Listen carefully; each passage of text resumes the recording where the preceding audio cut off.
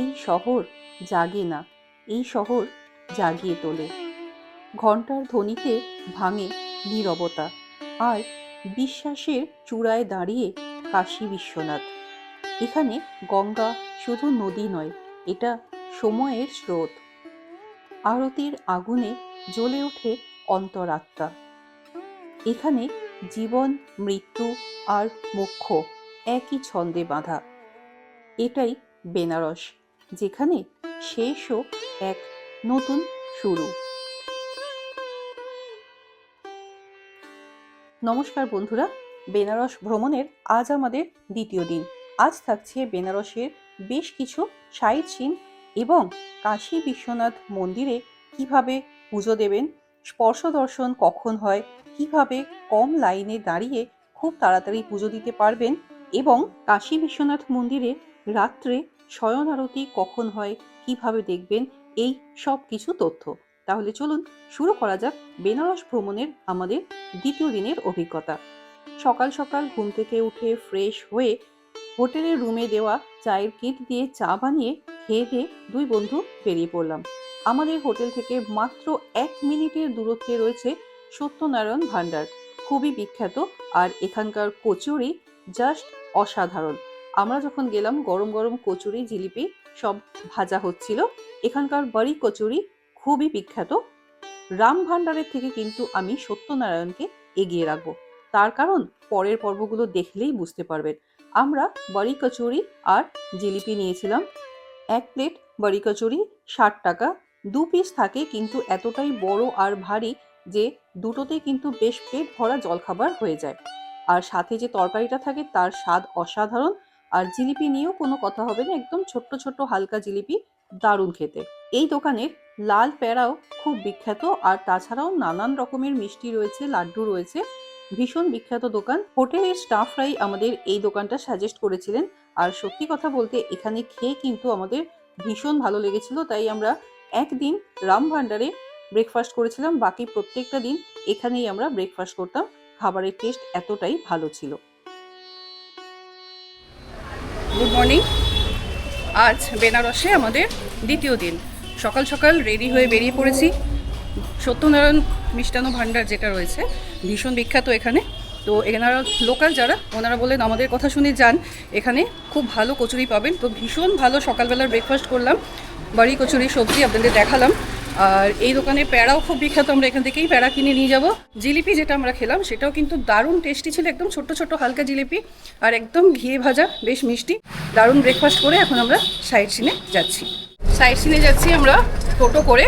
Hotel থেকেই ওনারা একজন দাদাকে দিয়েছেন, তো ওনার টোটো করেই আমরা যাচ্ছি।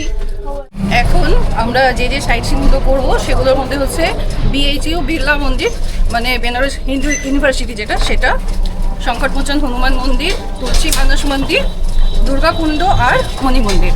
এই 5টা দেখবো আমরা এখন, 5টা জায়গা। এই সাইট সিনগুলো করতে মোটামুটি 3 থেকে 4 ঘন্টা সময় লাগবে। আমরা বেশ সকাল সকাল বেরিয়েছি, এখন বাজে সকাল 8:30। বেনারস শহরের ঘুম কিন্তু এখনো ভাঙেনি। পায়ে হেঁটে বেনারসের সরু গলি থেকে এসে উঠলাম টোটোতে, আর টোটো করে একটু বড় গলি থেকে উঠে এলাম মেইন রোডে। সকালের বেনারস শহর দেখতে দেখতে আমরা এগিয়ে চললাম আমাদের আজকে প্রথম দর্শনীয় স্থানের দিকে।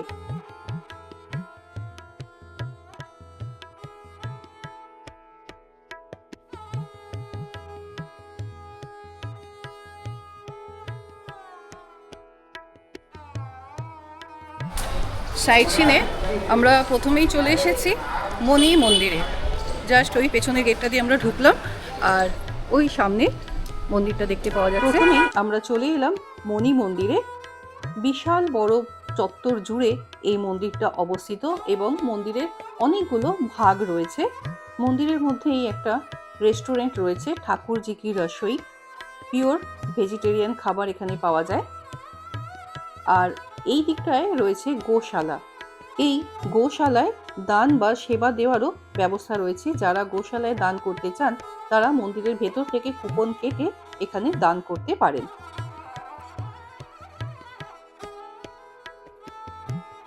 এই হচ্ছে পুরো মন্দির চত্বরটা। আর এই যে সামনে যেটা দেখছেন, এটাই হচ্ছে মূল মন্দির।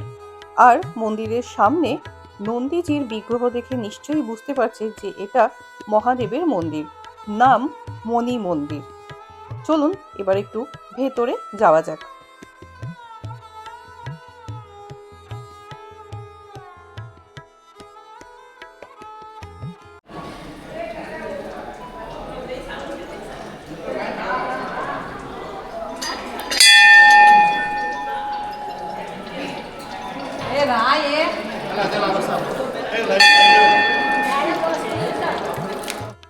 মন্দিরে প্রবেশ করেই প্রথমেই চোখে পড়বে বিশাল বড় একটা শিবলিঙ্গ। আর এই মন্দিরের মধ্যে 151টা শিবলিঙ্গ রয়েছে। এই মন্দিরটি স্বামী কারপাত্রী মহারাজ দ্বারা প্রতিষ্ঠিত এবং ভগবান রামের একটি পবিত্র উপাসনালয়। এটি মূলত অযোধ্যায় রামের রাজ্যাভিষেকের প্রতীকী উপস্থাপনা হিসেবে নির্মিত। অসাধারণ সুন্দর এই মণি মন্দির। এখানে 108টা শিবলিঙ্গ রয়েছে, চারদিকে দেখতে পাচ্ছি। আর ওদিকে বজরংবলী, রাম সীতার মূর্তি রয়েছে, এদিকে কাল ভৈরবের মূর্তি রয়েছে। ভীষণ ভীষণ সুন্দর জায়গাটা। আর মন্দিরের পরিবেশটাও যেরকম মন্দিরের পরিবেশ হয়, ভীষণ পবিত্র। এত সুন্দর ভেতরের পরিবেশ, খুব ভালো লাগছে। অবশ্যই আসবেন এই মণি মন্দিরে।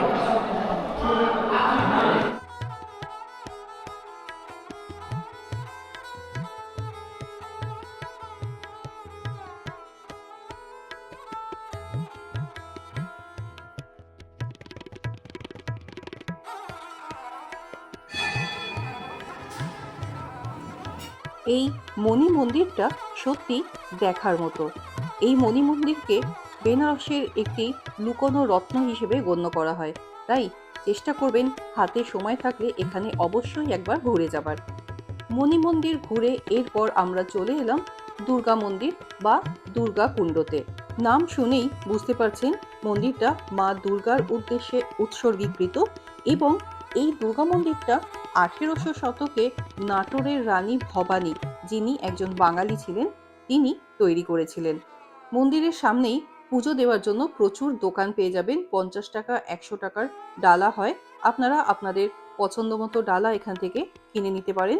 মন্দিরের ভেতরে ক্যামেরা অ্যালাউ নেই। আমরা এখান থেকেই ডালা কিনে এখানে মোবাইল এবং ক্যামেরা জমা রেখে ভেতরে পুজো দিতে গিয়েছিলাম। তবে এখানে মোবাইল বা ক্যামেরা জমা রাখার জন্য কোনো লকার সিস্টেম নেই। যদি গ্রুপে বেশি সদস্য থাকে তাহলে একজনের কাছে মোবাইল এবং ক্যামেরা রেখে আপনারা ভেতরে গিয়ে পুজো দিয়ে আসতে পারেন।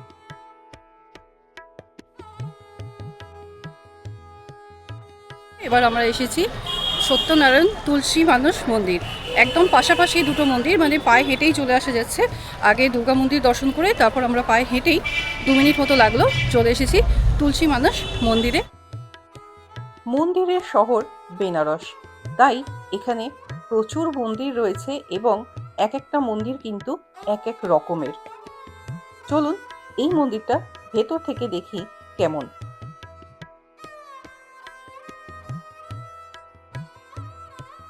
এটা তুলসী মানস মন্দির, মানে রামচরিত মানস যিনি লিখেছিলেন কবি তুলসীদাস, তার উদ্দেশ্যে এই মন্দিরটা তৈরি করা হয়েছে।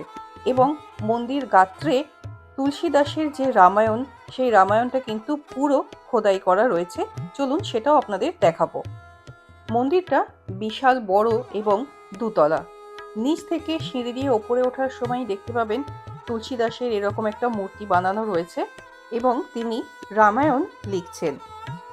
বলা হয় তুলসীদাস তার রামচরিত মানস নাকি এই স্থানে বসেই লিখেছিলেন।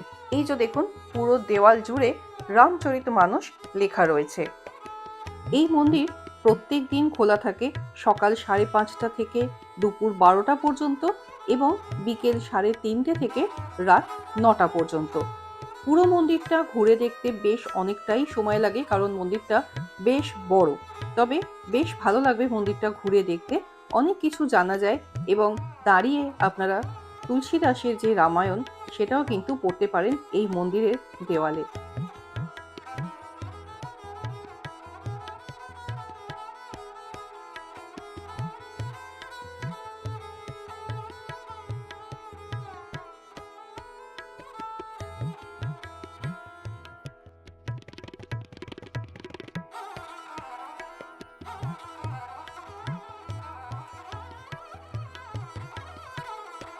এরপর চলে এলাম বেনারসের বিখ্যাত এবং ভীষণ জাগ্রত সংকটমোচন হনুমান মন্দিরে। আর সেটা নিশ্চয়ই এই ভিড়টা দেখে বুঝতে পারছেন। এই মন্দিরে মোবাইল বা ক্যামেরা কোনো কিছুই কিন্তু অ্যালাউ নেই। সবকিছু বাইরে লকারে জমা রেখে মন্দিরে প্রবেশ করতে হয়। কথিত আছে এই স্থানে কবি তুলসীদাস হনুমানজির দর্শন পেয়েছিলেন এবং তারপর এই স্থানে কবি তুলসীদাস এই সংকটমোচন মন্দির নির্মাণ করেন। প্রত্যেক শনি এবং মঙ্গলবার এই মন্দিরে ভীষণ ভিড় হয়। বেনারসে এলে এই সংকটমোচন হনুমান মন্দির দর্শন করতে কিন্তু একদম ভুলবেন না। আমরা এখন সংকটমোচন হনুমান মন্দির দেখে বেরোলাম, বেরিয়ে এবার যাচ্ছি বিড়লা মন্দিরের দিকে। তো সংকটমোচন হনুমান মন্দির যেটা রয়েছে ওখানে কিন্তু কোনোভাবেই ক্যামেরা অ্যালাউ নেই। ক্যামেরা মোবাইল সব আমাদের লকারে জমা রেখে ভেতরে ঢুকতে হয়েছিল। সেই জন্য মন্দিরের বাইরে থেকে আপনাদের একটুখানি দেখাতে পারলাম, কিন্তু মন্দিরের ভেতরে ওখানে অ্যালাউ নেই। তবে বেশ লাইন করে, খুব জাগ্রত মন্দির, খুব ভিড় হয়। অনেকক্ষণ লাইনে দাঁড়িয়ে আমরা পুজো দিলাম, দিয়ে বেশ ভালো লাগলো পুজো দিয়ে। সকাল সকাল সব জায়গাতেই বেশ ভালোভাবে আমরা পুজো দিতে পারছি। এইবার যাচ্ছি বিড়লা মন্দির। তবে এখানে ম্যাক্সিমাম মন্দির কিন্তু 12টায় বন্ধ হয়ে যায়, তাই চেষ্টা করবেন সকাল সকাল যেদিন মন্দিরগুলো খোলা থাকবে সেগুলো খোলার। তারপর আবার 12:30 একটার পর থেকে কিন্তু মন্দিরগুলো খোলা হয়। তাই যদি ফার্স্ট হাফে বেরোন, একটু সকাল সকাল বেরিয়ে তাড়াতাড়ি মন্দিরগুলো দর্শন করে নেবেন। এরপর আমরা চললাম BHU বিড়লা মন্দিরের উদ্দেশ্যে। মানে বেনারস হিন্দু ইউনিভার্সিটির মধ্যে একটা নতুন বিড়লা মন্দির তৈরি হয়েছে সেটা দেখতে। আর এখন আমরা যাচ্ছি বেনারস হিন্দু ইউনিভার্সিটির যে ক্যাম্পাস তার মধ্যে দিয়ে। ক্যাম্পাসটা জাস্ট অসাধারণ, ভীষণ ভালো লাগবে চারদিকের পরিবেশটা। যারা খড়গপুর IIT গেছেন তারা কিন্তু কিছুটা হলেও মিল খুঁজে পাবেন। প্রায় 1370 একর জমির ওপর অবস্থিত বিশ্বের বৃহত্তম আবাসিক বিশ্ববিদ্যালয়গুলোর মধ্যে অন্যতম হলো এই BHU বা বেনারস হিন্দু বিশ্ববিদ্যালয়। আর এটা ভারতের প্রথম কেন্দ্রীয় বিশ্ববিদ্যালয়। এখানে 6টি ইনস্টিটিউট, 14টি ফ্যাকাল্টি এবং প্রায় 140টি বিভাগে স্নাতক থেকে PhD পর্যায়ে 5000-এর বেশি কোর্স পড়ানো হয়।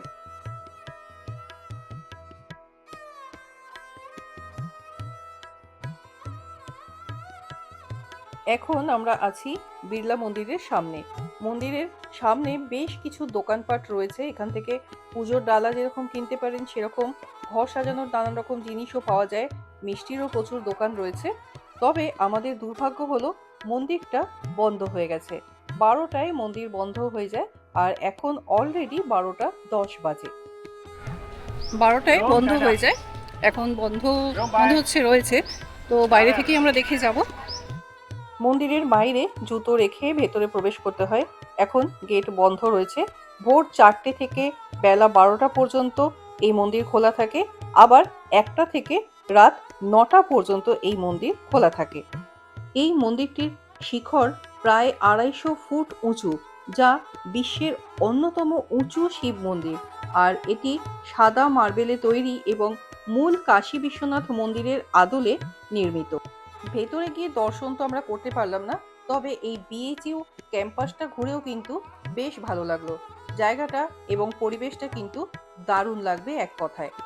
মন্দিরের সামনেই ক্যাম্পাসের স্টুডেন্টদের হাতে আঁকা এরকম প্রচুর ছবি ওনারা বিক্রি করছেন। আপনারা যারা আর্ট পছন্দ করেন তারা কিন্তু এখান থেকে ছবি কিনে নিয়ে আসতে পারেন। প্রিয়জনদের গিফট করার জন্য কিন্তু এনাদের থেকে আপনারা ছবি কিনতে পারেন।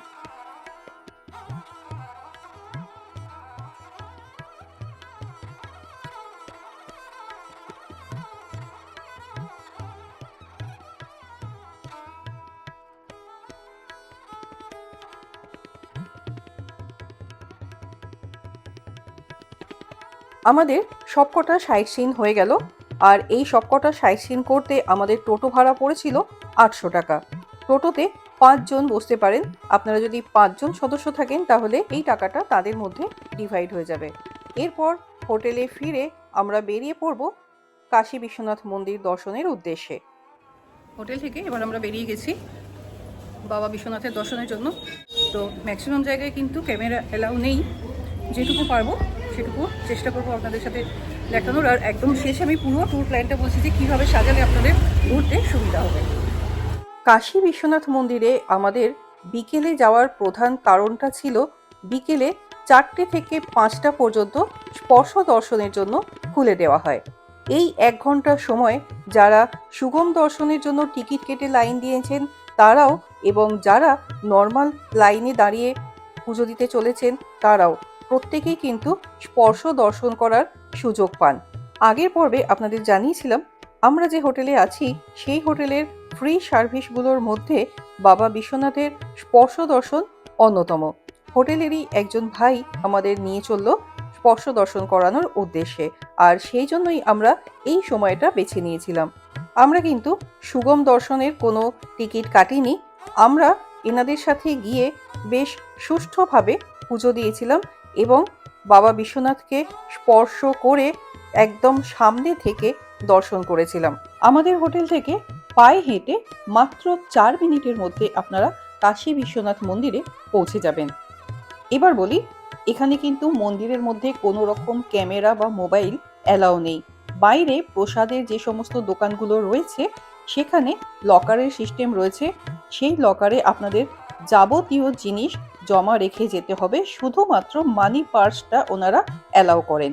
লকারের চাবি ওনারা আপনাদেরকেই দিয়ে দেবেন, আর এই সব দোকানগুলো থেকেই আপনারা পুজোর জন্য যে সমস্ত সামগ্রী কিনবেন সেগুলো নিতে পারেন, জুতো এখানে জমা রেখে যেতে পারেন। আমরা হোটেলের সদস্যদের সাথে গিয়েছিলাম বলে আমাদের কিন্তু বেশ কম লাইনে দাঁড়াতে হয়েছে, আর খুব তাড়াতাড়ি আমাদের পুজো হয়ে গেছে।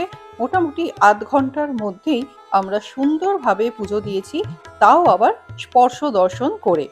স্পর্শ দর্শন এবং সুগম দর্শন এই দুটোরই টিকিট কিন্তু অনলাইন পাওয়া যায়, আপনারা অনলাইন টিকিট কাটতে পারেন, অথবা 4 নম্বর যে গেট আছে সেই গেটের কাছে এনাদের কাউন্টার আছে, সেখানে গিয়ে আপনারা অন দ্য স্পট টিকিট কাটতে পারেন। সুগম দর্শন এবং স্পর্শ দর্শন দুটোরই টিকিট মূল্য 300 টাকা। মন্দিরের ভেতরে ক্যামেরা অ্যালাউ নেই, তাই কোনো কিছুই আপনাদের দেখাতে পারলাম না, কিন্তু মন্দিরের ভেতরের পরিবেশ আর সেখানে প্রবেশ করার পর আপনার মনে যে অনুভূতি সেটা কিন্তু কাউকে বলে বোঝানো যায় না, সেটা আপনি নিজে যখন সেখানে যাবেন নিজেই ফিল করতে পারবেন। আর হ্যাঁ, স্পর্শ দর্শনের সময় হলো ভোর 4টে থেকে 5টা এবং বিকেল 4টে থেকে 5টা। এই সময়ের মধ্যে গিয়ে আপনারা যদি লাইনে দাঁড়াতে পারেন তাহলে কিন্তু স্পর্শ দর্শন করার সুযোগ পেতে পারেন। সেম ডে অনলাইন বুকিং কিন্তু হয় না, অনলাইন বুকিং যদি করতে হয় তাহলে সেটা আপনাদের আগে থেকে করতে হবে। আর এই বুকিংয়ের ক্ষেত্রে আপনাদের আধার কার্ড অথবা যে কোনো ভ্যালিড আইডি প্রুফ দেখাতে হবে। এত সুন্দরভাবে আমরা পুজো দিয়েছি যে মনটা পুরো ভরে গেছে। সকাল থেকে প্রায় না খেয়েই রয়েছি, সেই সকালবেলা কচুরি খেয়েছিলাম, তারপর আর সেভাবে কিছু খাওয়াই হয়নি। সেই দুঃখ কিন্তু ভুলে গেছি, এত সুন্দরভাবে পুজো দিয়েছি। দশাশ্বমেধ ঘাটে এসে বিকেলবেলা আমরা একটু ঝালমুড়ি খেলাম, আর দেখতেই পাচ্ছেন যে কি পরিমাণ ভিড় হয়ে গেছে। বসার জন্য বা আরতি দেখার জন্য আমরা কিন্তু সেইভাবে কোনো কাছাকাছি জায়গা খুঁজে পাচ্ছিলাম না। এখানে প্রচুর চেয়ার রাখা থাকে, তবে চেয়ারগুলো মোটামুটি 2:30 থেকে 3টের মধ্যেই কিন্তু পুরোপুরি ফিল আপ হয়ে যায়। আরতি শুরু হয় 6:30 থেকে, আর সবাই এখানে এসে 3টে থেকে 3:30-র মধ্যেই জায়গা দখল করে বসে যান। আমরা কাছাকাছি কোনো জায়গা না পেয়ে অগত্যা বাধ্য হয়ে গঙ্গার মধ্যে বোটে বসলাম। বোট থেকেও কিন্তু বেশ ভালো আমরা আরতি দেখতে পেয়েছি। বোটে বসার জন্য আমাদের পার হেড 100 টাকা করে চার্জ নিয়েছিল, আর যদি একদম সামনে থেকে আরতি দেখতে চান সেক্ষেত্রে 1100 টাকা দিয়ে 2 জন বসতে পারেন। আগের দিন নমঘাটে আমরা বেশ সুন্দর আরতি দেখেছিলাম একেবারে কাছ থেকে, আর আজকে দশাশ্বমেধ ঘাটে এই ভিড়ের মধ্যে বসে আরতি দেখার যে মজাটা সেটা আজকে আমরা ফিল করলাম। আর দেখতেই পাচ্ছেন কি পরিমাণ ভিড় এখানে হয়। দশাশ্বমেধ ঘাটের আরতি সব থেকে বিখ্যাত, আর এই আরতি দেখার পর দেখা হলো কিছু সাধু সন্তদের সাথে। আর এই যে দেখতে পাচ্ছেন আরতি শেষের পর কি পরিমাণ মানুষজন বেরিয়ে আসছেন। এরপর আমরা আরও কিছুক্ষণ এদিক ওদিক হাঁটাচলা করে হোটেলের রুমে ফিরে গেলাম, কারণ রাত্রিবেলা আবার আসবো শয়ন আরতি দেখতে। এখন বাজে রাত 9:45। হোটেল থেকে আমরা বেরিয়েছি, আমরা যাচ্ছি রাত্রে শয়ন আরতিটা দেখতে। এটাও কিন্তু হোটেল থেকেই করাচ্ছে আমাদের। আমরা এবং হোটেলের আর বাকি যারা গেস্ট আছে তারা সবাই মিলে আমরা যাচ্ছি এখন রাত্রে শয়ন আরতিটা দেখতে। আজকে ভীষণ ভালোভাবে আমরা স্পর্শ দর্শন করে পুজোটাও দিয়েছিলাম, আর এখন আবার যাচ্ছি বাবার দর্শন করতে, শয়ন আরতিটা দেখতে। চলুন যাওয়া যাক।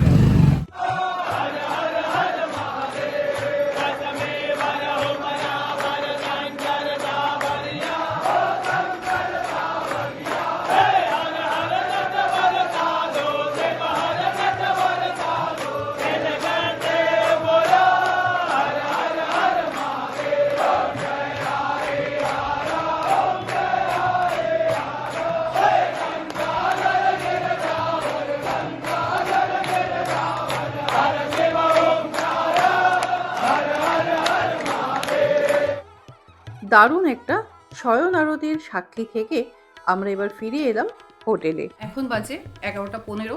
আমরা শয়ন আরতি দেখে হোটেলে ফিরে এসেছি। খুব ভালোভাবে শয়ন আরতি আমরা দেখলাম। শয়ন আরতিটা মানে তার যে ফিলিংসটা সেটা একটা আলাদাই রকম। আর আরতিটা বাইরে থেকে দেখা যায়, আর ভেতরে যেটা হয় সেটা বাইরে বড় স্ক্রিনে পুরোপুরি দেখতে পাওয়া যায় যে ভেতরে কিভাবে আরতিটা হচ্ছে। আর বাইরে বাকি যারা থাকেন তারা সবাই মিলে যে আরতি করেন বা মহাদেবের যে স্তোত্র পাঠ করেন সেগুলো শুনলে মানে গায়ে কাঁটা দিয়ে ওঠে, এত সুন্দর।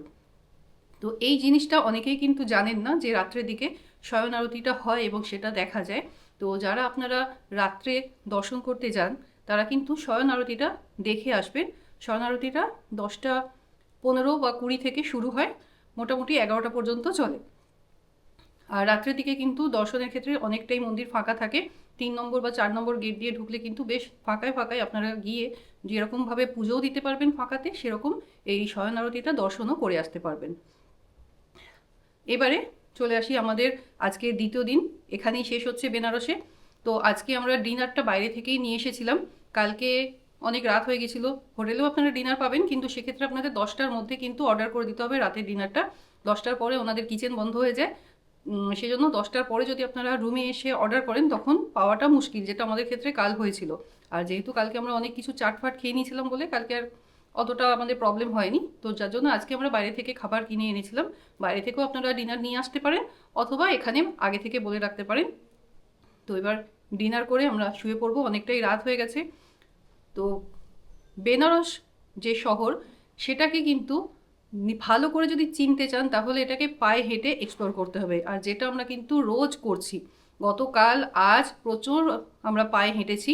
মন্দির দর্শন তো আছেই, তাছাড়াও বেনারসের অলিতে গলিতে মার্কেটে ঘোরার জন্য মানে পায়ে হাঁটাটাই হচ্ছে বেস্ট। তো সেটাই আমরা করছি, পায়ে হেঁটে হেঁটে শহরটাকেও অনেকটা চিনে নিয়েছি, অনেক জায়গা বুঝে গেছি। আর কিছু কিছু জিনিস তো আমরা নাম জেনে এসেছিলাম, কিছু কিছু জায়গার বা কিছু কিছু খাবারের দোকানের বা বিশেষ বিশেষ দোকানের। এখানে এসে লোকাল লোকজনদের সাথে কথা বলে জানছি যে অন্যের ইনফ্লুয়েন্সে না গিয়ে যদি আপনারা লোকাল লোকদের কথা শুনে যদি যান তাহলে কিন্তু ঠকবেন না। বেস্ট যে জিনিস সেটাই কিন্তু ওনারা রেফার করছেন। আর সত্যি বলতে কি, আমরা ওনাদের কথা শুনে যখন যাচ্ছি সেই সব দোকানগুলোয় একদমই কিন্তু ঠকছি না, বরং ভালো পাচ্ছি। কোন কোন জায়গা এনাদের রেফারেন্সে আমরা এক্সপ্লোর করলাম সেটাও কিন্তু আপনাদের সাথে শেয়ার করব। আর আগামীকাল বেনারসে আমাদের তৃতীয় দিন, তারপরের দিন আমাদের ট্রেন। কালকে সারাদিনটাও থাকছি আপনাদের সাথে, আপনারাও থাকছেন আমাদের সাথে। তো আবার দেখা হচ্ছে কাল। আজকে এখানেই গুড নাইট। বেনারসে আমাদের দ্বিতীয় দিন এখানেই শেষ হলো।